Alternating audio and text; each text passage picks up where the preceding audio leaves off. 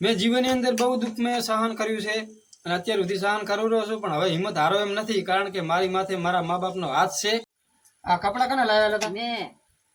મેં આ મોબાઈલ મેં લઈ આવ્યો એ મોબાઈલ અને બૂટ ને તમામ મારી વસ્તુ મેં લઈ આવ્યો. આ જીતા ને લઈ આવ્યો છે. હવે મહેનત કરો. તો મિત્રો, મેં મારા જીવનની અંદર હું આવડો મોટો થયો, મેં મારી કમાણીની અંદર મારી કમાણીના રૂપિયાનું મેં કાંઈ વસ્તુ લાવ્યો નહીં. આજથી સુધી મારા મા બાપની કમાણીથી જ મેં ખાધું છે, બરાબર. કારણ કે જો તમને મા બાપ મોટા કરે, પણ કમાવું એ તમારા હાથની વાત છે. કારણ કે તમે ચાહે કમાવા ના જો તો મા બાપ ક્યાં કને કમાવા જવાના છે?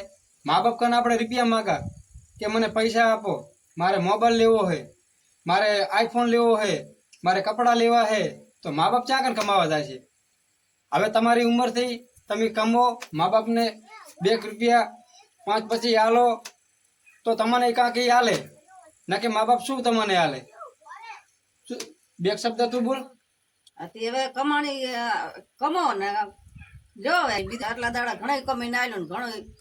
અને દુનિયામાં તમે ઘણી જગ્યાએ જાશો, બારે ફરવા જાશો, તીર્થ કરવા જાશો, પણ મા બાપ થી મોટું કોઈ નથી, બરાબર. મા બાપ છે તો બધું છે, બાકી મા બાપ નહીં હોય ને તો દુનિયામાં કાંઈ જ પણ નથી. મા બાપ ની સેવા કરો.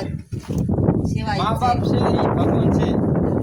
બાકી જીવનમાં તમને સુખ દુઃખ તો આયા કરે, હિંમત નહીં હારવાની. મેં હમણાં એક મારામાં ફોન આવ્યો હતો કે મહેશભાઈ, મારા મા બાપ હું પૈસા માગું હું તો મને પૈસા નથી આપતા. હું ઘરનું બધું કામ કરું છું તો મને પૈસા નથી આપતા. તો પછી મેં કીધું કે તમારે કામ ઘરે કાયમ તો કાંઈ હોય નહીં.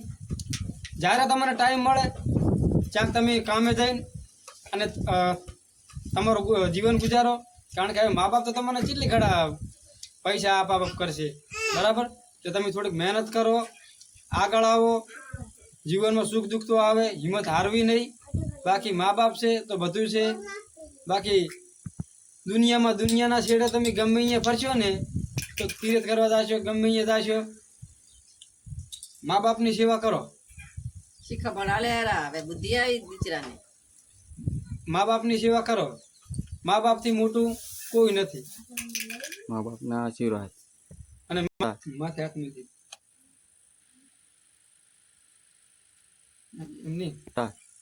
મારા માથે તો મારી માનો હાથ છે ને મારા મા બાપનો હાથ છે.